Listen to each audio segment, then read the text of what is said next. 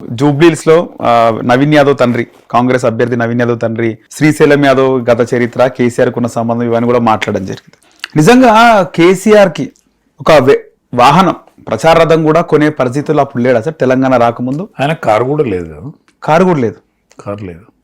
Rahman car వాడేది ఇక్కడ. రెహమాన్ ఎక్స్ఎంఎల్సీ జూబ్లీస్ లో ప్రాతినిధ్యం వహిస్తున్నాయి గతంలో. హైదరాబాద్ ఆయన చనిపోయిండు. ఆయన కారు వాడేది ఇక్కడ. కేసీఆర్ కారు కూడా లేదు. కారు కూడా లేదు. ఎప్పుడు కొన్నాడు కారు? అయినా ఎప్పటివరకు కారు లేదు. ఆయన ముఖ్యమంత్రి అయినాక కారు ఉన్నది తప్ప అంతసేపు కారు లేదు ఆయన. గతంలో మంత్రి, స్పీకరు ఇవన్నీ ఉన్నా కూడా కారు అయితే లేదు. మంచి కారు అయితే లేదు. మంచి కారు అయితే లేదు. ఒక సౌకర్యవంతమైన కారు లేదు. రెహమాన్ కార్లనే ఇక్కడ. రెహమాన్ది ఇనో ఉండే. ఆ ఇనోలో తిరిగేది. అది ముస్లింలకు పచ్చ కలరు ఉంటుంది కదా, గ్రీన్ కలర్, అందులో తిరిగేది. వరంగల్లో కూడా బాగా సెంటర్, వరంగల్ సెంటర్ కూడా ముస్లిం ఉద్యమానికి సెంటర్, పోరాటాల గడ్డ కాబట్టి అక్కడికి వస్తే ముత్తిరెడ్డి యాదగిరెడ్డి కార్లు వచ్చేది. అక్కడికి కారు తర్వాత సరే ఉద్యమంలో ఆయన ఇల్లు కూడా అసంపూర్తిగానే ఉండే. ఇక్కడ ఈ నందినగర్ ఇల్లు. ఓకే. అప్పుడు ఇసుక మీద మేము కూర్చొని మాట్లాడుకుంటుండేది. ఎవరెవరు మీరు? మేము అందరం చాలా మంది. కేసీఆర్, నేను, విజయరామరావు, మా గాదే ఇన్నయ్య గారు, మా వరంగల్ బిడ్డలే అందరు. ఓకే. మా మందాడి సత్యనారాయణ గారు, మా రావు అమరేందర్ రెడ్డి గారు, స్వర్గీయ కోల జనార్దన్ గారు, మేమందరం బీజేపీ దానిలోంచి వచ్చినాం. సిపిఐలో మా జన్ను జకారియా గారు, వినోద్ గారు, మా శోభన్ బాబు, వీళ్ళందరూ వరంగల్ వాళ్ళే. వాళ్ళు సిపిఐలు ఉండ్రి. గాదేనయ్య గారు విప్లవ పార్టీలో పనిచేసాం. అందరం ఆ నుంచే ఎక్కువ ప్రాధాన్యత వహించినాం. ఫుల్ టైం పనిచేసినాం కూడా. అసలు అప్పటికి కేసీఆర్ ఆర్థిక పరిస్థితి ఏం బాగాలేదు. ఆర్థికంగా ఆయనకు ఎన్నడూ ఏం ఉన్నదో లేదో తెలియదు మాకు, కానీ ఆనాడు లేదు. కానీ ఉద్యమ పటిష్టత కోసం మాత్రం ఆయన ఎదురైన మూటలు ఇడిపించేది, ఎవరి జేబులైనా చేయబెట్టి నడిపించేది. కానీ పని ఆగకపోయేది. మిమ్మల్ని అందరినీ పంపిస్తుండే. పని ఆగకపోయేది. పైసలకు పంపిస్తుండ మిమ్మల్ని అందరినీ. పైసల కంటే ఇప్పుడు వినోద్ గారు ఉండ్రి. ఇప్పుడు ఎంపీ, మాజీ ఎంపీ వినోద్ గారు, వాళ్ళ కుటుంబం కూడా ఫైనాన్షియల్ గా స్ట్రాంగ్ ఉన్న కుటుంబం. వాళ్ళు ఏం చేసేది తెలియదు. కానీ మా దగ్గర కూడా ఏం డబ్బులు లేకుండా, కానీ మేము డబ్బులు ఆయన అయితే అడగలేదు. డబ్బులు మేము ఎన్నడూ అడగలేదు ఆయన. సో రొటేషన్ చేస్తుండే, డబ్బులు లేకపోయినా కూడా ఎవరి దగ్గర పని అయితే పని నడవాలి. చిన్న శ్రీశైలం యాదవ్ అప్పుడు వాహనం ఇప్పించిండా, ఈయన ఇప్పించిండా గిఫ్ట్ గా? ఆ కేసీఆర్ అడిగిండా? అంటే ఆనాడు ప్రచార రథం కావాలనేది, ఆ గులాబీ కలర్ ప్రచార రథం కావాలనేది ఆయన ఒక ఆలోచన. అదే ఫస్ట్ ప్రచార రథం. అదే అప్పటి వరకు లేదు. అప్పటి వరకు ప్రచార రథం లేదు. శ్రీశైలం ఆఫీసులు కూడా లేదు కదా, ఆఫీస్ ఊర్లు కూడా లేదు అప్పటి వరకు. ఏడో సికింద్రాబాద్ దగ్గర ఒక ఆఫీస్ ఉండే ఆఫీస్ మొట్టమొదలమో ఆయనది మారడుపల్లె కాదు, ఇక్కడ మన దాంట్లో ఉండేది ఇది జలదృశ్యం అంటారు. జలదృశ్యం, దాన్ని వాడుకున్నాం. అది కొండ లక్ష్మణ్ బాబుజీ ఆయన ఇల్లు అంట కదా. ఆయన ఇల్లు, సొంత ఇల్లు. ఆయన కూడా ఆయన ఎఫ్టీఎల్ లో కట్టుకున్నాడు. అవును, ఆయన కూడా ఎఫ్టీఎల్ లో కట్టుకున్నాడు. ఆ జలదృశ్యంలో ఇది దీని యొక్క జననం జరిగింది. అంతే, అన్నే జరిగింది. దాని తర్వాత ఇక్కడ ఒకటి తీసుకున్నాడు, బంజారా హిల్స్ ఒక ఇల్లు తీసుకున్నాడు. ఓకే. ఆ ఇంట్లో నడిపేది వినోద్ గారి ఆఫీసును కూడా బాగా వాడుకునేది తప్ప ఈయనకు సొంత వాహనం అన్నాడు లేదు. సో కేసీఆర్ కి, టిఆర్ఎస్ పార్టీకి మొట్టమొదటి ప్రచార రథం చిన్న శ్రీశైలం యాదవ్ ఇప్పించిన ప్రచార రథం. ఆయన కార్పొరేషన్ లో ఇద్దరు భార్యాభర్తలు టికెట్ ఇచ్చారు. కానీ వాళ్ళ కొడుకునే రౌడీ షీటర్ అని, చిన్న శ్రీశైలం యాదవ్ ని రౌడీ షీటర్ అని బాగా టిఆర్ఎస్ వాళ్ళు ప్రచారం చేస్తారు కదా. ఏమో అంటలేడు. బంద్ అయ్యండి. మొన్న నేను అన్ని ప్రూఫ్లు చూపెట్టిన. కేటీఆర్ బంద్ చేసినట్రా? బంద్ చేసాడు. నేను అన్ని ప్రూఫ్స్ చూపెట్టిన. ఇప్పించింది. ప్రచార రథం అంటేనో మేమే సాక్ష్యం. ఓకే. దాని తర్వాత అందరికి ఈ ఒడిబియ్యం ఏది ప్రోగ్రామ్ జరిగింది. ఆనాడు అది బగ్గు అన్నది. మిలియన్ మార్చ్ ప్రోగ్రామ్ కూడా బగ్గు అన్నది. కోదండరామ్ సేవ కూడా మరువలేనిది. అనేక మంది పాట పాడినోడు, డప్పు కొట్టినోడు, దెబ్బలు తిన్నోడు, పోలీస్ తూటాలకు ఎదురు పోయినోళ్ళు, మా మానుకోటలో జరిగినటువంటి మామూలు ఘటన. కానీ ఉద్యమ ద్రోహులందరినీ కూడా దగ్గర తీసుకొని ఉద్యమాన్ని నాశనం చేసిండు ఈయన. ఎవరు? కేసీఆర్. తెలంగాణ వచ్చిన తర్వాత ఉద్యమ ద్రోహులను మమ్మల్ని మెదకుల తరిమి కొట్టిండండి శ్రీనివాస్ యాదవ్ గారు తలసానా తలసాని ఆయన తీసుకొని మంత్రి తెచ్చి మెదక్లో కొట్టిండా? మెదకులో మమ్మల్ని తరిమిండండి. ఎందుకు? ఆయన మెదక్ జిల్లా ఇన్ఛార్జో మన్నో మశానో ఆయన సమైక్యవాది కదా తలసాని శ్రీనివాస్ శ్రీనివాస్ యాదవ్ గాని శ్రీహరి గారు గాని దయాకర్ రావు వీళ్ళందరూ ఉద్యమ ద్రోవులే కదండి. తుమ్మల నాగేశ్వరరావు వీళ్ళందరూ ఉద్యమానికి వ్యతిరేకంగా ఉన్నోళ్ళే కదా. పార్టీ సమైక్యవాదం పార్టీ సమైక్యవాద తెలుగుదేశం పార్టీలో మెదక్లో ఏమైంది అసలుకి? మెదకుల పార్టీ విస్తరణ కోసం పనిచేస్తే మమ్మల్ని దెబ్బలు కొట్టిండు హనుమంతరావు గారు. మైనంపల్లి హనుమంతరావు గారు హరీష్ రావుని దెబ్బలు కొట్టిండు. హరీష్ రావుని కొట్టిండు. నాకే చెప్పుకున్నాడు అన్న నన్ను దెబ్బలు కొట్టిండు మన పార్టీలో తీసుకొచ్చుకున్నాడు.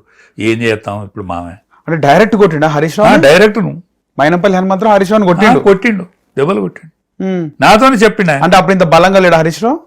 మైనంపల్లి హనుమంతరావుతో ఇవాళ కూడా గెలవలేడు హరీష్ రావా? మైనంపల్లి హనుమంతరావు పర్సనాలిటీకును హరీష్ పర్సనాలిటీ ఎత్తు సమానమే ఉంటారు కావచ్చు, కానీ ఆయన ఫైల్ వన్ మైనంపల్లి హనుమంతరావు ఆయన ఫైల్ వన్. అనేక సాధక బాధకాలలో అనేక మంది హరీష్ కూడా చాలా కష్టపడ్డాడు అందులో. కానీ అప్పుడున్న పరిస్థితుల్లో హరీష్ రావుకు ఎఫెక్ట్ అయిందంటారు మైనంపల్లి హనుమంతరావు వల్ల. అలా పార్టీ విషయాల్లో వీళ్ళు కూడా జై తెలంగాణ ఆంధ్ర పార్టీ అని టీడీపీని అంటుండే, ఇవన్నీ కూడా వాళ్ళకు కూడా ఒకటేనండి. కలిసి వచ్చిన టైంలో అందరు కలిసి వచ్చారు. ఆనాడు పార్లమెంట్ మెంబర్ ఉండే మన ఇప్పుడు ఎవరు పొన్నం ప్రభాకర్ గారు, ఇప్పుడు మన రాజగోపాల్ రెడ్డి గారు, వీళ్ళందరూ కూడా పార్లమెంట్ లో తెలంగాణ కోసం బాగా వీరోచితమైన కొట్లాడారు. బీజేపీ కొట్లాడింది. మీరు వంటవార్పు ప్రోగ్రామ్ లో బండారు దత్తాత్రేయ గారు కానీ చాలా మంది పనిచేసినారు. ఆల్ పార్టీస్ కలిసి తెలంగాణ ఉద్యమంలో పనిచేసినాయి. కానీ తెలంగాణ వచ్చినాక సరే టీడీపీ లేకుండా చేస్తున్నాడు, ఆ విధంగానే దానిలో సక్సెస్ అయ్యిండు. కాంగ్రెస్ ని తిట్టడము, బీజేపీని తిట్టడం, కేసీఆర్ బీజేపీతో అంటే ఏమంటారు రాజకీయంగా? ఒక్కటేనండి, రాజకీయ ఎత్తుగడలో ఆయనే దిట్ట. కేసీఆర్ కాంగ్రెస్ పార్టీతో పొత్తు కలిసిండు, ఆయన తెలుగుదేశంతో కూడా పొత్తు కలిసిండు. అవును, రెండు పార్టీలతో పొత్తు కలిసి ఎప్పటికీ రిజల్ట్ ఓరియంటేషన్ ఈ ప్రజాక్షేత్రంలో ఎప్పటికీ తెలంగాణ నినాదాన్ని నానేటట్టు చేసిండు. ఆనాడు టీడీపీ కూడా తీర్మానం చేయాల్సి వచ్చింది. కాంగ్రెస్ లో సక్సెస్ అయ్యిండు. కాంగ్రెస్ పార్టీ కూడా తీర్మానం చేసింది, టీడీపీ కూడా చేసింది, కాంగ్రెస్ పార్టీ కూడా తీర్మానం చేయించింది. అంటే అనేక పార్టీలతోనూ కూడా తీర్మానం ఆల్ ఇండియాలో చేయించగలిగింది పొత్తు కోసం. ఇప్పుడు ఆల్ ఇండియాలో కూడా అనేక పార్టీలు తీర్మానం చేసినాయి, మెజారిటీ పార్టీలు కూడా తీర్మానం చేసినాయి తెలంగాణకు అనుకూలంగా. అందులో ఆయన సక్సెస్ రేట్. ఆయన కేసీఆర్ గారు ఢిల్లీలో ఉన్నప్పుడు, ఆ ఢిల్లీలో ఏం భవన్ అది, ఆయన ఎంపీగా ఉన్నప్పుడు ఆయన ఏం లేదు, అది ఆయనకు ఎంపీగా ఉన్నప్పుడు ఆయనకు శాఖ లేని మంత్రిగా ఉండే చాలా రోజులు. ఓకే, మంత్రిగా ఆయనకు ఒక పెద్ద భవనమే కేటాయించిండ్రు. మంత్రి హోదాకు ఎంతైతే భవనం ఉండాలో ఆ భవనం ఉండే మొన్నటిది అనుకుంటే ఆయనకు. మొన్న ఈ రేవంత్ రెడ్డి వచ్చేదానికి ఆయనకే ఉండే ఆ భవనం. అయితే 2009కి ముందు ఉద్యమం ఉధృతం అయ్యే ముందు చాలా వరకు బై ఎలక్షన్స్ వచ్చినాయి కదా. బై ఎలక్షన్స్ లో ఒకసారి ఈటెల రాజేందర్ కూడా ఓడిపోయిండు. వాళ్ళు పోటీ చేసిన స్థానాల్లో రాజీనామా చేసి పోటీకి వెళ్ళడం, ఓడిపోవడం ఇవన్నీ జరిగినప్పుడు రాజేందర్ ఎన్నడూ ఓడిపోలే, మొన్న ఒక్కసారి తప్ప. బై ఎలక్షన్స్ లో మనస్తాపం బాగా చెందింది కదా కేసీఆర్. అంటే పార్టీకి సీట్లు తగ్గినాయి కదా బాగా. ఒక్కటేనండి, 25 సీట్లు కాంగ్రెస్ పార్టీతో పొత్తున్నప్పుడు గెలిచినాం. లే కొన్నిసార్లు బై ఎలక్షన్స్ అయినాయి కదా. నేను చెప్పేది 25 సీట్లు కాంగ్రెస్ తో పొత్తులో గెలిచినాం. కాంగ్రెస్ పొత్తులో 2004లో గెలిచిన తర్వాత 10 మంది రాజశేఖర రెడ్డి దిక్కు పోయినప్పుడు. అప్పుడు ఇవాళ మన పార్టీ, ఇవాళ మా టీఆర్ఎస్ పార్టీ వాళ్ళు 10 మంది కాంగ్రెస్ పార్టీ దిక్కు ఎట్లయితే పోయినలో అప్పుడు ఆనాడే పోయిన్లు, ఆనాడు కూడా పోయిన్లు. పోయిన తర్వాత మళ్ళీ తెలుగుదేశంతో పొత్తు కలిసి మళ్ళా పోటీ చేసింది. 9లో పోటీ చేసినప్పుడు 10 సీట్లు మాత్రమే గెలిచి, 50 పోటీ చేసినప్పుడు 10 సీట్లు మాత్రమే గెలిచి. 10 సీట్లు గెలిచినప్పుడు రాజేందర్ గారు నాయకుడు, సభానాయకుడు, ఏది టిఆర్ఎస్ ఎల్పీ నాయకుడు. అప్పుడు వైఎస్ రాజశేఖర రెడ్డి గారు ఎక్కడ పెట్టుకుంటావు తల రాజేంద్ర, నీ తల ఎక్కడ పెట్టుకుంటావు అని అన్నాడు. ఎప్పుడు అప్రహాతికంగా గెలిచిండు, ఒకేసారి మొన్న ఓడిపోయిన తప్ప. హుజురాబాద్ లో అప్రహాతికంగా అనేక సార్లు ఈటెల రాజేందర్ గెలిచిండు. అయితే పార్టీ మధ్యలో బై ఎలక్షన్స్ అంటే తెలంగాణ ఉద్యమం కోసం, తెలంగాణ కోసం వీళ్ళు రిజైన్ చేయాలా, మళ్ళీ బై ఎలక్షన్స్ పోతుండే కదా. పోయినప్పుడు ఒకసారి 20-25 పోటీ చేస్తే అసలు వాళ్ళ సగం కూడా రాలే. ఇదే తెలంగాణ భవన్లో సూసైడ్ చేసుకుంటుండు కేసీఆర్, ఈటెల వీళ్ళందరూ మనస్పర్ధ అయింది, సూసైడ్ అటెంప్ట్ కూడా అయింది అని అప్పుడు టీఆర్ఎస్ పని అయిపోయిందని బాగా ప్రచారం జరిగింది. కానీ అట్లాంటి పని బాధపడ్డాడు ఆ టైంలో కేసీఆర్ బాగా బాధపడేది, ప్రతి విషయంలో బాధపడేది. కానీ మళ్ళా దీన్ని ఎట్లా అధిగమించాలనేది ఆలోచించి అది అనేక మందితో సంప్రదించేది. 2009కి ముందు కూడా అక్కడ తెలంగాణ భవన్లో అక్కడ ఢిల్లీలో ఈయనకున్నటువంటి భవన్లో కేసీఆర్ అంటే బాగా ఉంటుండే, బాగా అందరితో ముచ్చట్లు పెడుతుండే, పెట్టెలు సిగరెట్లు తాగుతుండే. ఒకటేనండి, ఆనాడు ఆయన మొదటి నుంచి సిగరెట్ తాగే అలవాటు, మందు తాగే అలవాటు ఉన్నది కేసీఆర్. కానీ మందు ఎప్పుడు పడితే అప్పుడు తాగే అలవాటు లేదండి. పొద్దున్న సాయంకాలం అయిన తర్వాత అన్ని పనులు తీరిన తర్వాత ఆయనకు సన్నిహితంగా ఉండే వ్యక్తులతో కూర్చొని స్నానం చేసి మళ్ళీ ఫ్రెష్ బట్టలు కట్టుకొని మళ్ళీ ఆస్వాదించినట్టుగా తాగుతాడు తప్ప ఆయన తాగుబోతు కాదండి. తాగుతాడు కానీ తాగుబోతు కాదు. ఓకే, తాగుడు వేరు, తాగుబోతు వేరు. అదే ఇంకా తాగుబోతు అని తోడు అంటున్నా 24 గంటలు ఎప్పటికీ సుక్కేసుకోవాలి. ఆయన మీద ఓర్వలేని వాళ్ళు వార్తలు చెప్తాను తప్ప నేను నిజం చెప్తాను. ఎందుకంటే ఆయనతో కలిసి మెదిలిలోని 20 ఏళ్ళ ప్రయాణం చేసినోడిని నేను. నైట్ 12-1 గంట దాకా ఆయనతో కలిసి ఉన్నోడిని, ఆయనతో సన్నిహితంగా ఉన్నోడిని. కాబట్టి ఆయన మీద పేర్వదనాలు ఉన్నాయి తప్ప అపోహలు ఉన్నాయి. ఆయన బుక్కడి తింటాడు, ఒక పూటే తింటాడు, ఒక పూట తింటాడు అంతే. పొద్దునేం తినడా? పొద్దునే తినడు. ఆయన డైరెక్ట్ చాయ్ తాగుతాడు, పేపర్లు అన్ని చదువుతాడు. అవును, పేపర్లు అన్ని చదువుతాడు. ఉత్తరం కూడా చదువుతాడు, మనకు ఆపోజిట్ గా రాసిన ఉత్తరాన్ని కూడా చదువుతాడు. ఇప్పుడు నేను కేసీఆర్ కు వ్యతిరేకంగా మాట్లాడతాను, అది కూడా వింటాడు ఆయన. మొత్తం చూస్తాడు, ఇంకా మొత్తం వింటాడు ఆయన. ఏం చెప్తాడు రాజయ్య? వింటాడు ఆయన. అంటే ఎవరి లోపల ఏంటిది ఉన్నది అసలు చెప్పే దాంట్లో వాస్తవం ఏమున్నది ఇది కూడా వింటాడు. ఇంటర్వ్యూలు అన్ని చూస్తున్నాడు, ఇంటర్వ్యూస్ చూస్తాడు ఆయన. అంటే ప్రతి న్యూస్ ఆయనకు ఉండాలి.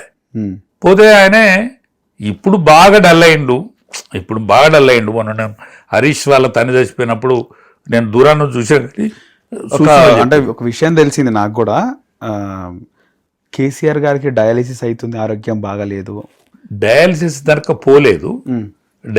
దానిక పోలేదు కానీ ఆయన ఈ మన షుగర్ కంట్రోల్ అయితే లేదు. కేసీఆర్ గారికి షుగర్ కంట్రోల్ అయితే లేదు.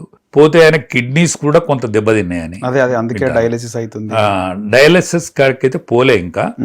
కానీ యూరినల్స్ల మూత్రంలో ఆయనకు ఈ మనకు బలాన్ని ఇచ్చేటి అని పోతానే అని వింటాను. అది ఎంత కిడ్నీ సమస్య ఉంటే ఆ విధంగా ప్లేట్లెట్స్ అన్ని వెళ్ళిపోతాంటాయి.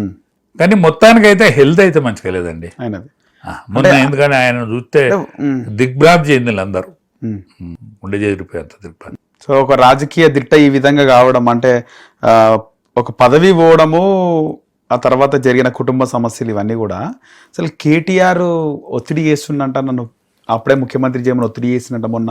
ఏమో ఇప్పుడు ఒకటే, ఆయనే ఎన్నడూ కూడా కేటీఆర్ ముఖ్యమంత్రి అని అనలే.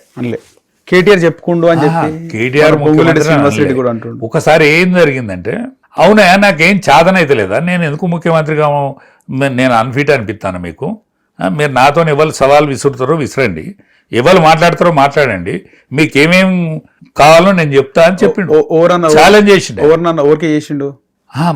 ఇప్పుడు దగ్గర వాళ్ళు ఇంటర్నల్ గా అన్నప్పుడు ఆయన సవాల్ విసిరిండు అందరికి. ఎప్పుడు ఓడిపోయిన తర్వాత మళ్ళా సెకండ్ సారి ముఖ్యమంత్రి అయినప్పుడే కదా ఇవన్నీ వచ్చినాయి. అవునవును. అప్పుడు నేను పార్టీ నుంచో పదవి నుంచో ఇది తొలగిపోవాల్సిన అవసరం లేదు, నాకేం చేతనైతే లేదు అన్న, నేనేం అశక్తి ఉన్నా, మీరు ఎవరైనా సవాల్ విసిరండి అని ఆయన ఛాలెంజ్ చేసిండు. ఆయన ఎప్పుడు కేటీఆర్ను ముఖ్యమంత్రిగా ఆయన ఒప్పుకోలేదు. కానీ కేటీఆర్ ఒత్తిడి మాత్రం ఉన్నదని బయటకు వచ్చింది. కేటీఆర్ ఒత్తిడి ఉన్నది, రెండోసారి ఉండే ఒత్తిడి. నేను కావాలి, నేను ఎప్పుడైతే అని ఉన్నది. కానీ ఆయనది కూడా పొరపాటే కదండి. ఆయన కుటుంబం రాదన్నాడు, బాల్ ఠాకరేవతిగా ఉంటానన్నాడు, దళితుడిని ముఖ్యమంత్రి అన్నాడు. ఆయన చేసిన పొరపాట్లే ఆయన చుట్టుకుంటాయి, ఎవరు చేయలేదు. దళితుడు ఎందుకంటాను అన్నా, నువ్వు అనవసరంగా ఏ టైం ఎట్టొస్తుందో అని నేను అన్నా. ఆయన మీరు అన్నారు, నేను అన్నా. అవసరమా, ఎందుకు అంత అవసరం అన్న, పబ్లిక్ నుంచి ఏమైనా డిమాండ్ ఉన్నదా? మీరు బాల్ ఠాకరేవతిగానే ఉండకుండా ఉండరా తర్వాత లేదు దళితులు ఇక్కడ బీసీలు ఎస్సీ ఎస్టీ వర్గాలదే ఎక్కువ ప్రథమ సంఖ్య, మాది ఎంత గింతంత కులం, 3 పై చెప్పాయి మా కులం అన్నాడా. నేను కాపలా కుక్క లెక్కుంటా, నేను అన్నాడు ఇంటర్నల్ కూడా ఈ మాట ఇంటర్నల్ గా అన్నాడు, బహిరంగంగా అన్నాడు. అవును. నేను కాపలా కుక్కలే ఉంటా తెలంగాణకు అని అన్నాడు.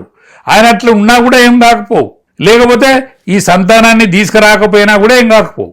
ఈ రెండిట్లో ఏదైనా మంచిగానే ఉండు. ఈ కొడుకు కూతుర్ని తీసుకురా వాళ్ళని తీసుకొచ్చుడే నాశనం. పంచాయతీ ఉండకపోతుండే ఈ నాశనమే కాలమే వాళ్ళతోటి.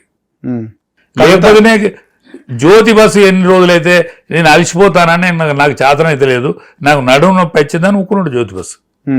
పశ్చిమ బెంగాల్ ముఖ్యమంత్రి నాకు నడుము నొప్పి వచ్చింది, నేను కుర్చీలో కూర్చోలేకపోతానా, నాతోని కాదు అనే రోజు వచ్చేదానికి ఆయన ముఖ్యమంత్రి ఉన్నాడు. ఈయన కూడా గట్టినే ఉండవు. అరే ఆల్ ఇండియాలో తెలియకలోడు అండి, ఆల్ ఇండియాలో తెలియకలలో ఆయన ఒకటి తెలియక కేసీఆర్. అటువంటి కెపాసిటీ సంతానం మీద ఉన్న ధృతరాష్ట్రుడికి ఉన్నంత ప్రేమ, గుడ్డి ప్రేమ ఉండు. Hit TV app